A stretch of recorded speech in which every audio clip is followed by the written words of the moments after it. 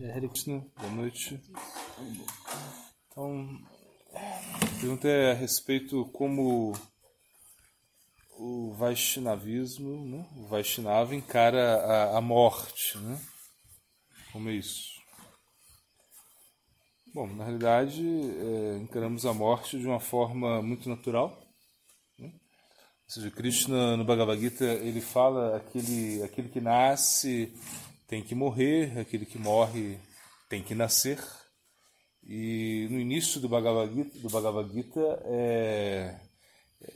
é isso que Krishna está tratando, ou seja, da morte, porque Arjuna ele está se lamentando muito pela morte dos seus parentes, do seu guru, do seu Ashtaguru, do seu avô, Bhishma, né?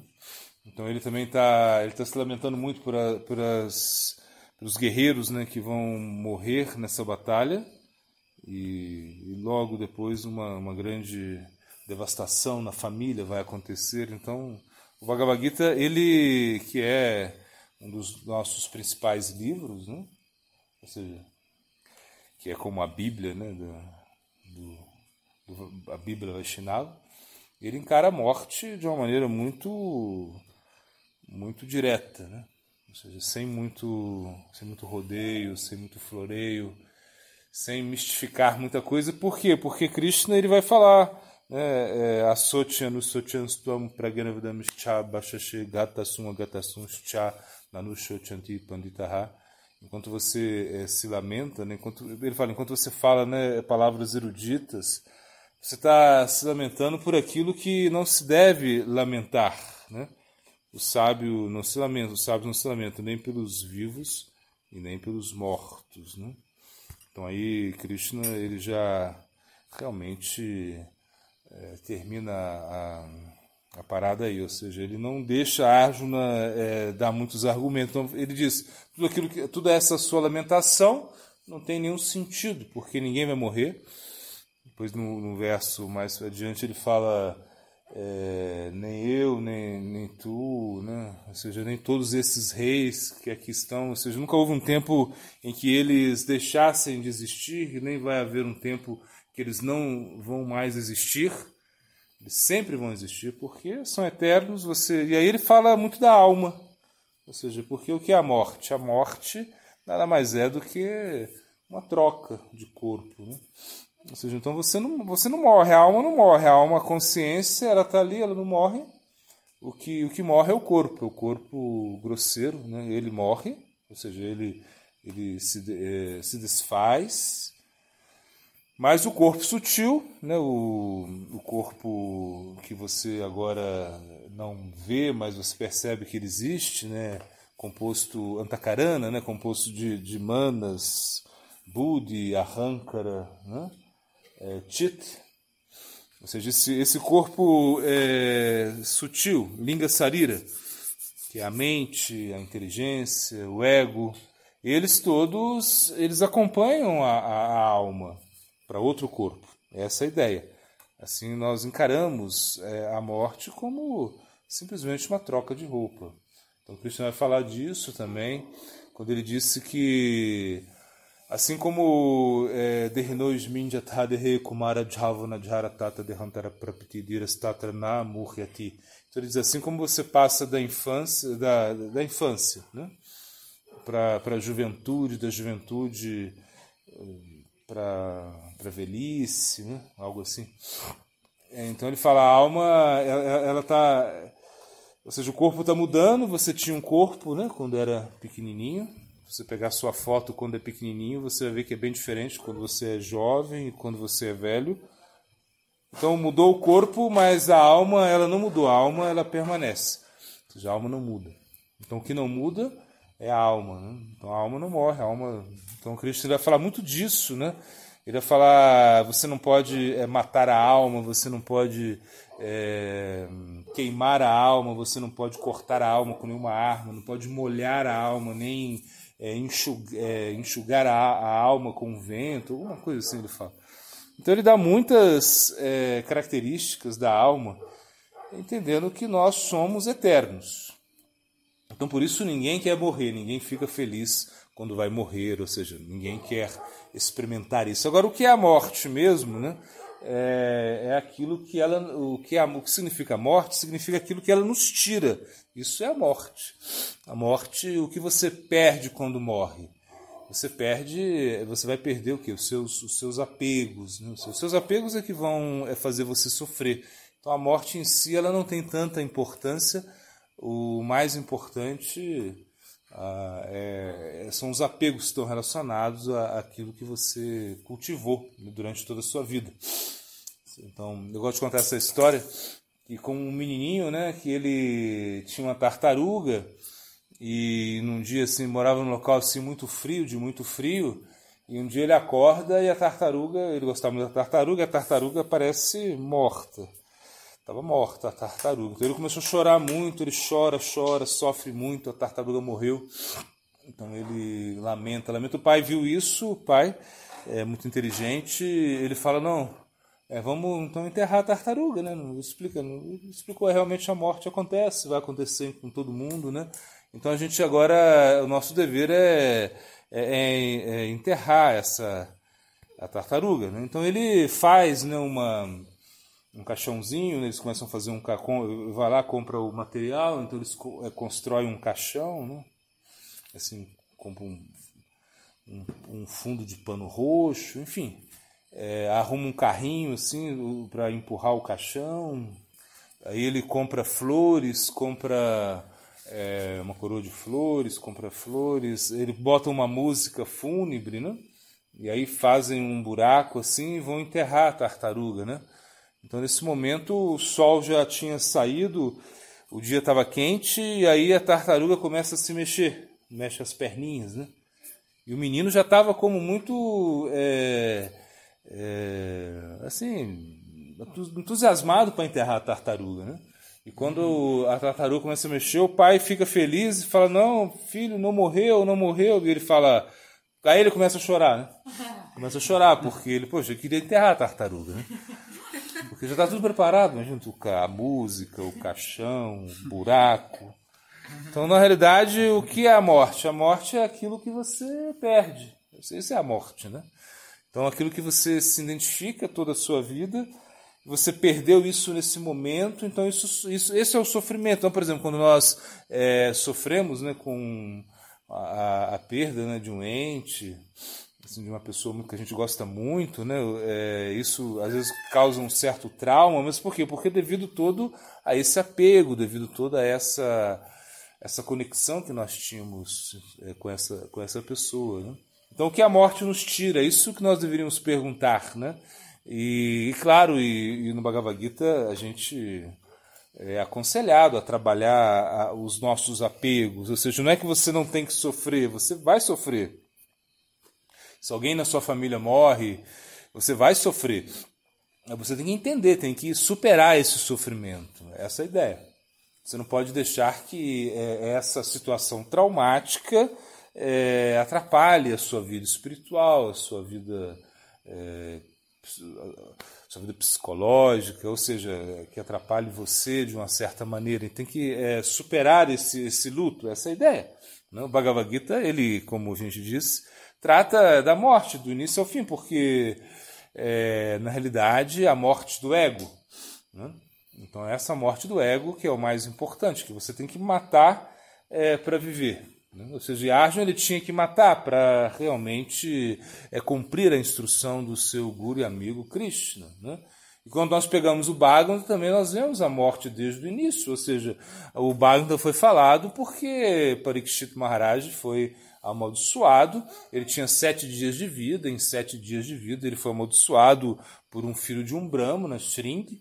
Shringi amaldiçoa Parikshit Maharaj, né, porque sabem da história, Parikshit Maharaj estava caçando e de repente ele entra numa cabana, vê um sadhu em meditação.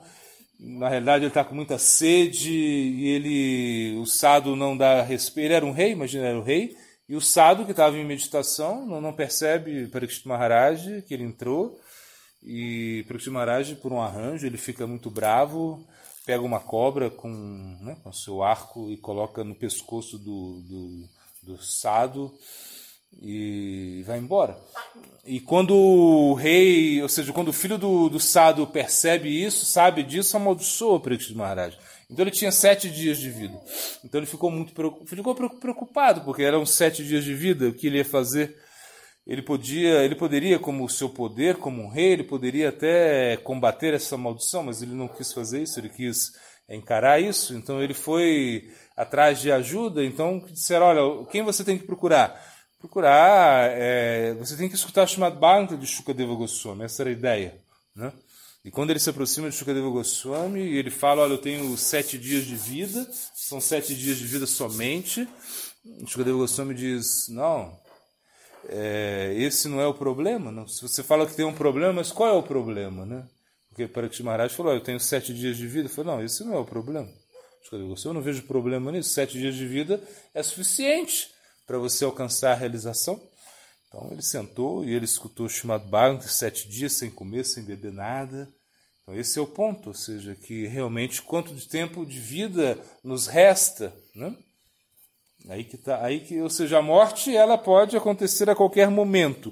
Então um Vaishnava ele sempre medita na morte, assim, no sentido que ele medita na morte não de uma forma pessimista, né, pensando que vai morrer e vai ficar paralisado, mas ele medita na morte porque ele entende a oportunidade que ele tem de prática, né, de prática espiritual, oportunidade de ser humilde, oportunidade de ser tolerante. E se ele entende quantos dias me faltam, né, ou seja, como isso vai terminar, então ele se preocupa e não perde tempo. Porque Krishna mesmo ele fala também que nós temos que levar a nossa consciência vai ser o que a nossa consciência durante os nossos dias, né, durante os nossos anos, isso vai ser testado no momento da morte. Krishna fala isso.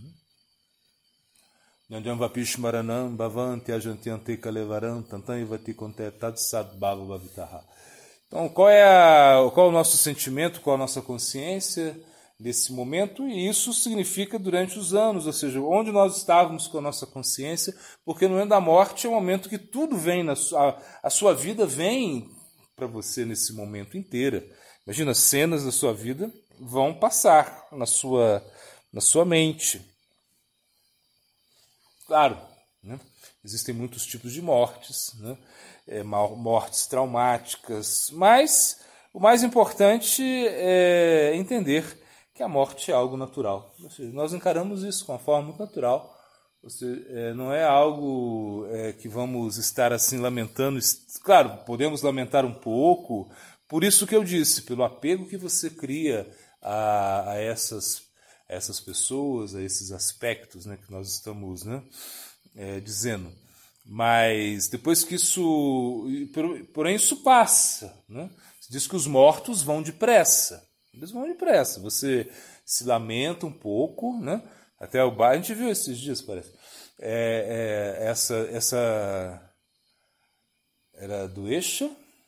Sim, do Esha, né? Era essa vairagya que nós vimos, que era uma vairagya falsa, uma renúncia que não durava muito. Por quê? Porque era uma coisa que vinha do crematório, dos ritos funerários, né? Ou seja, nesse momento, ou a filosofia do crematório, né? Ou seja, filosofia do cemitério. Uma coisa assim, que você realmente, quando acontece a morte, está aí, você filosofa, você entra a filosofar, você entra, né? Mas isso é como filosofia do crematório. Depois que passa um tempo, você já não está mais preocupado com isso, a vida segue, você desfruta do mesmo jeito, e os mortos vão depressa, né? A gente acaba esquecendo das pessoas que morreram. Porque, como nessa história que eu contei, o menininho já queria enterrar a tartaruguinha viva, apesar que ele pensava que estava morta. Ele sentiu muito infelicidade quando a tartaruga morreu. Aí depois que ele viu que o pai fez um arranjo, uma festa, era um enterro belíssimo, uma coisa assim incrível, queria enterrar a tartaruguinha viva. Essa era a ideia dele. Então, na realidade, é o que a morte nos tira. Isso é o mais importante. Isso é isso que nós temos que entender. Então, de certa maneira, existe um egoísmo muito estendido na morte, ou seja, na morte quando nós encaramos a morte, né? Ou seja, você está sofrendo por quê? Porque porque causou um apego muito grande, você deixou, essa pessoa deixa uma lacuna, você deixa de ter felicidade, essa felicidade temporal, você deixa de experimentar isso porque essa pessoa foi embora. Ou seja, aconteceu isso e você se sente incômodo, né? Então a morte, ela é, de certa maneira, uma ilusão, a gente pode pensar assim, porque realmente você não morre, ou seja, você somente troca de corpo. É um momento que você troca de corpo. Agora, o que acontece? Bom, o Bhagavata, as escrituras falam, né? Que você vai deixar o corpo, mas aí vai ficar o seu corpo sutil com a sua alma, e aí, dependendo do que você fez, dependendo das suas atividades, né, piedosas, ímpias, você pode ser levado, né, para uma grande corte, algo assim, Jamaraj, a morada de Jamaraj, onde você vai ser julgado, enfim. Existem esses detalhes nas escrituras, né? Mas nós não estamos assim muito preocupados com isso, porque o ponto agora é morrer para viver. Esse é o ponto. Que você tem que matar o seu ego, você tem que dissolver isso que está realmente destruindo a sua essência. Porque a Hankara Vimudatma, o ego, ele destrói a sua essência, ele encobre a sua alma, ele não deixa você realmente ser você. Isso é o ego. Então, o ego é algo muito, muito difícil de ser superado, muito doloroso de ser tratado. Ninguém quer mexer no ego. Se você pode mexer em qualquer coisa, é mais fácil aí, arranca 2 dentes, arranca 3 dentes, faz cirurgia. Tem cirurgia plástica, né, para tudo aí, né, para o nariz, para a bochecha, sei lá, para o canto do olho, mas não tem cirurgia para o ego. Você não vai fazer cirurgia para o ego. O seu ego é algo muito difícil de ser, né, removido. Como você vai remover o seu ego? É através da prática, através dessa absorção que você deve ter no serviço. E o serviço é uma oportunidade para você desenvolver humildade, para você desenvolver tolerância. Isso é serviço. Serviço, se não tiver, se o serviço que você faz não está desenvolvendo humildade e tolerância, tem uma coisa errada aí. Porque é para isso, porque você respeita o seu tempo, você respeita o tempo dos demais, você trabalha em conjunto.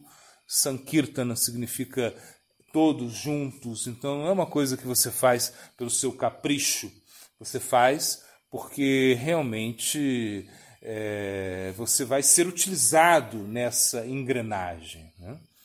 Então não depende de você, depende de Krishna, essa ideia.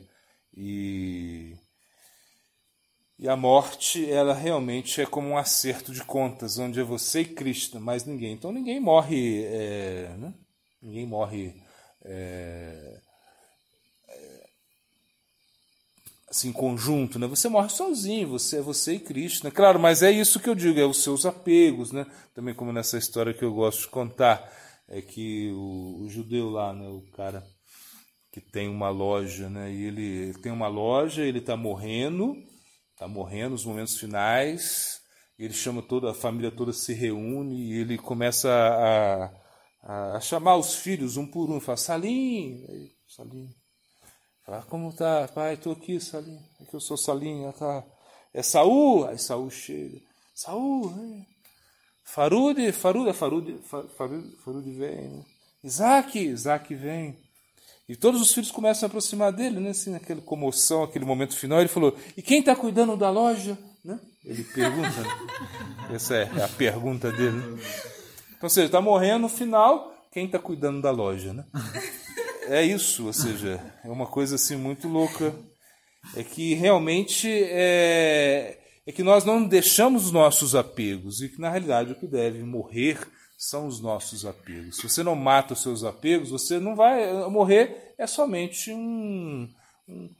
uma cena do filme. Você troca, né, de cena, mas o filme continua. Guru Premananda.